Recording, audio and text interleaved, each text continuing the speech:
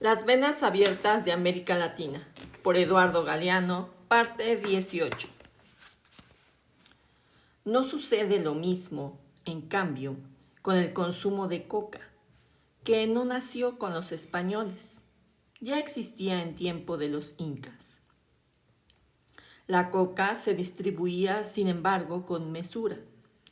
El gobierno incaico la monopolizaba y solo permitía su uso con fines rituales o para el duro trabajo de las minas.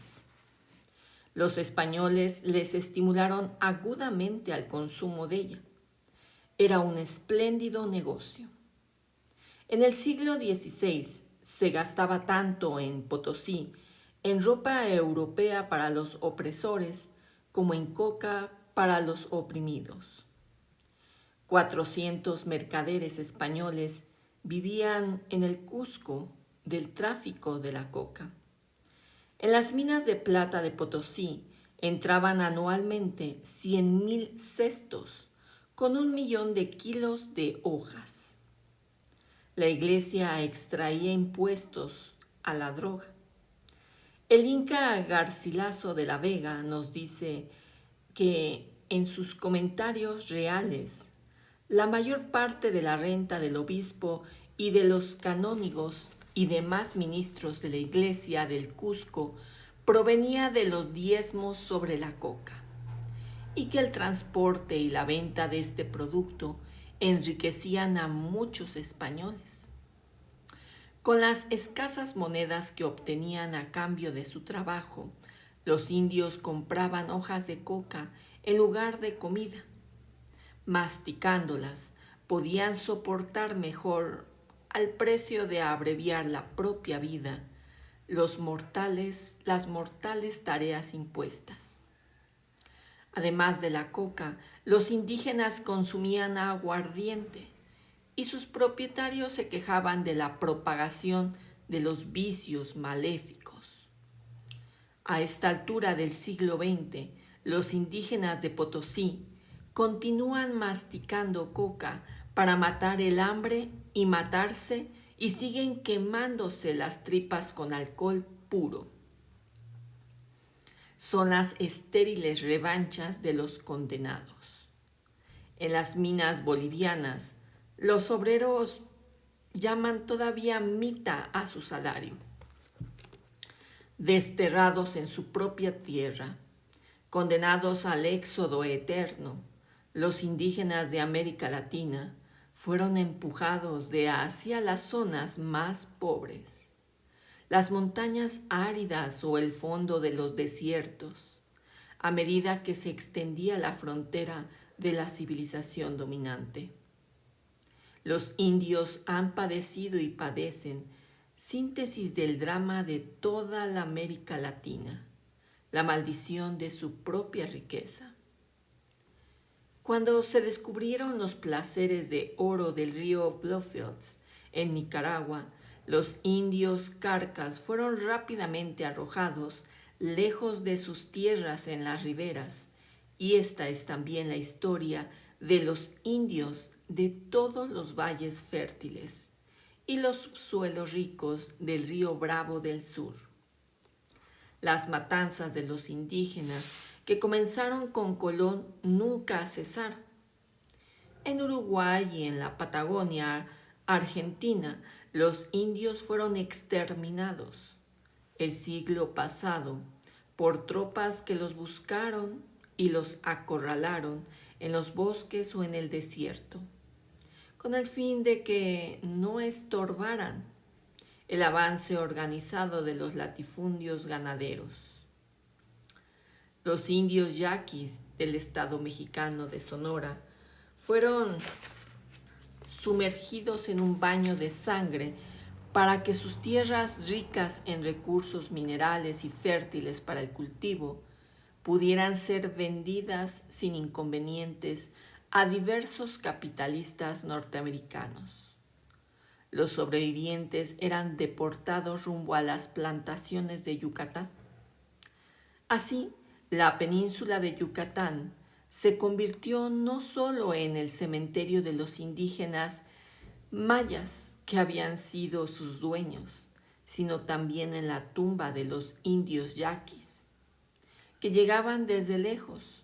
A principios del siglo, los 50 reyes de Nequén disponían de más de 100,000 esclavos indígenas en sus plantaciones.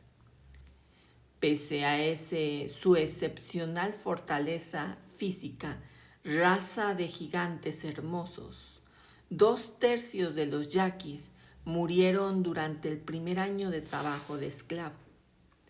En nuestros días, la fibra del enequén solo puede competir con sus sustitutos sintéticos gracias al nivel de vida sumamente bajo de sus obreros.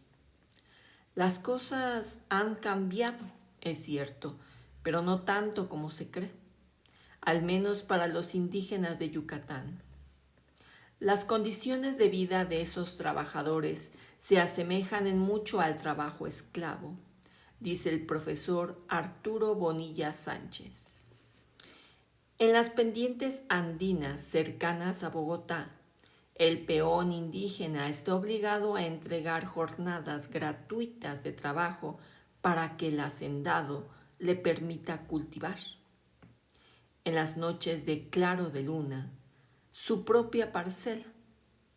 Los antepasados de este indio cultivaban libremente, sin contraer deudas, el suelo rico de la llanura que no pertenecía a nadie.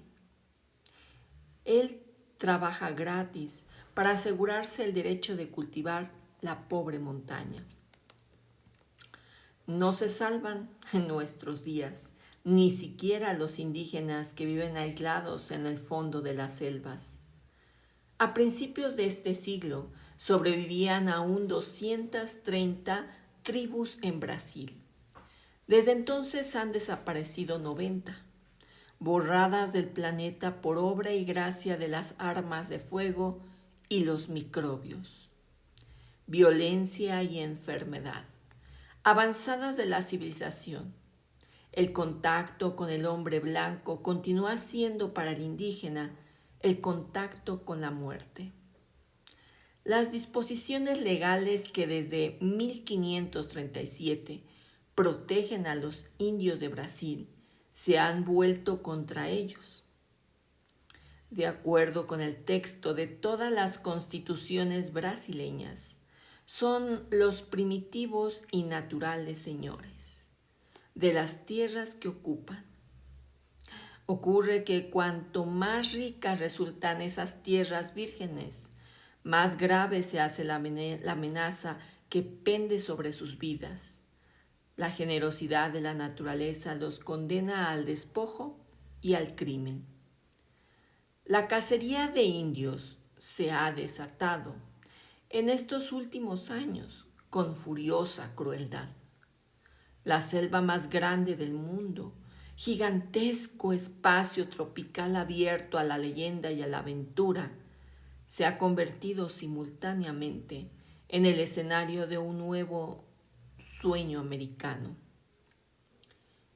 En tren de conquista, hombres y empresas de los Estados Unidos se han abalanzado sobre la Amazonia, como si fuera un nuevo Far West. Esta invasión norteamericana ha encendido como nunca la codicia de los aventureros brasileños. Los indios mueren sin dejar huellas y las tierras se venden en dólares a los nuevos interesados. El oro y otros minerales cuantiosos, la madera y el caucho, riquezas cuyo valor comercial los nativos ignoran, aparecen vinculadas a los resultados de cada una de las escasas investigaciones que se han realizado. Se sabe que los indígenas han sido ametrallados desde helicópteros y avionetas, que se les ha inoculado el virus de la viruela, que se ha arrojado dinamita sobre sus aldeas y se les ha obsequiado azúcar mezclada con histricina y sal con arsénico.